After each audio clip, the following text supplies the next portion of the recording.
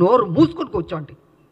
అంతేగాని మీ ఇష్టం వచ్చినట్టు ఎందుకు ఇచ్చారంటే ఇచ్చారండి కాంగ్రెస్ ఒక ఎమ్మెల్సీ.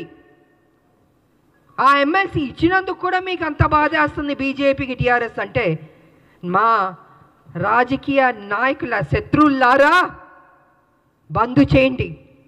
మా ఉద్యమ నాయకులు మేము మిమ్మల్ని వదిలిపెట్టాం. మీరు చేసే మోసాల్ని తెలంగాణలో ఏ రకంగా మళ్ళీ మీరు ఎంటర్ అవ్వాలనుకుంటున్నారో ఇంకో విషయం కూడా నేను చెప్పదలుచుకున్నారు. బీజేపీ ఏం చేయబోతుందంటే నెక్స్ట్ స్టెప్, ఏ తెలంగాణ వ్యతిరేకించిన శక్తులు ఉన్నారో వాళ్ళందరినీ మొత్తం తిప్పబోతున్నారు తెలంగాణలో.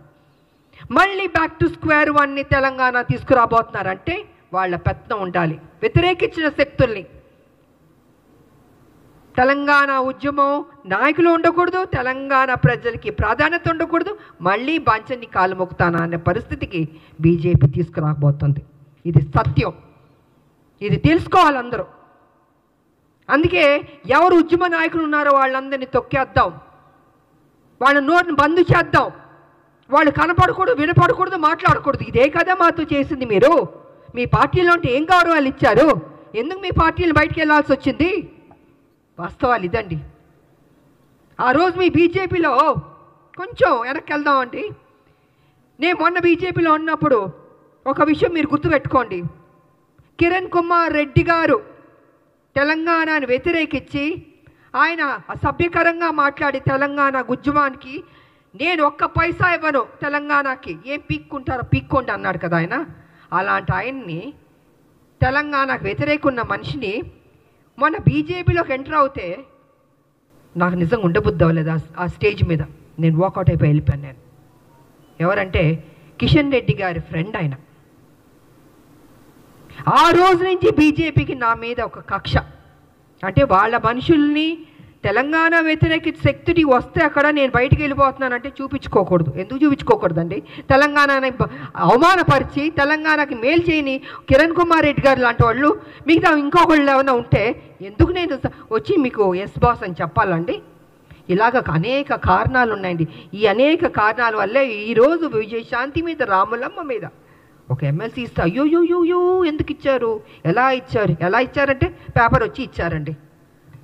ఎలా ఇస్తారండి? సోనియా గాంధీ గారు ఇచ్చారు, అద్దంకి దయాకర్ గారికి ఇచ్చారు, నాకు ఇచ్చారు, శంకర్ నాయకర్ గారికి ఇచ్చారు. సో వాట్ అండి?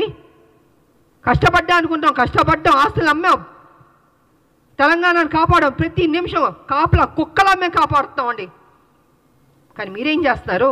10 సంవత్సరాలు మీరు అధికారంలో ఉండి కేసీఆర్ గారు దోచుకోలేదా తెలంగాణ మొత్తం సొమ్ముని? ఇవాళ మీరు దోచుకోబట్టే కదా ఈ పరిస్థితి వచ్చింది. అది విడిచిపెట్టి కాంగ్రెస్ మీద నిందలేయడం, ఆయన చేసిన తప్పులు చెప్పడు, 7 లక్షల కోట్లు ఎలా తిన్నాడో అని ఖర్చు అయిందో చెప్పడు, ఎలా అప్పయింది చెప్పండి. నేను కూడా నా పార్టీ నేను అడుగుతున్నాను, సీరియస్గా తీసుకోవాలి సార్, మనం విడిచిపెట్టకూడదు. దీన్ని ఎంత దూరం వరకు తీసుకెళ్ళా? 7 లక్షల కోట్ల అప్పు ఎలాగైంది చెప్పమనండి. దాట వేయడం కాదు, నా మనిషిని మాత్రం విడిచిపెట్టకూడదు. నువ్వు ఉద్యమాలని చెప్పి నీకు చేతిలో తెలంగాణ పెడితే నువ్వేం చేస్తావు? 7 లక్షల 1 మినిట్ సార్, 7 లక్షల కోట్లు అప్పులు చేస్తామండి. మిగులు బడ్జెట్ నుండి అప్పులు రాష్ట్రంగా ఎందుకు వెళ్ళింది? ఎక్కడెక్కడి నుండి డబ్బులు తిందాం? కాళేశ్వరం దగ్గర నుంచి, ల్యాండ్ల దగ్గర నుంచి. నేను పిల్లు కూడా వేసాను, కొన్ని ల్యాండ్లు అమ్మేస్తుంటే పిల్లు వేసానండి నేను. ఇలా ఎన్నో జరిగినాయండి.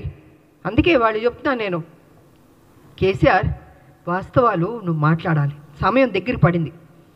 నువ్వు చేసిన తప్పులు చెప్పాల్సిందని మేము విడిచిపెట్టాం, డెఫినెట్గా విడిచిపెట్టామండి. మా రాష్ట్రం మేము కష్టపడి తెచ్చుకున్న రాష్ట్రం, నా ప్రజలు బాగుండాలని కోరుకునే వాళ్ళం మేము. ఉద్యమకారులకి మాకు నిత్యం మా ప్రజలు బాగుండాలి, మేలు జరగాలని ఆలోచిస్తూనే ఉంటాం మేము. ఇంతకు మించి మాకు అయ్యా ఉంటుందండి.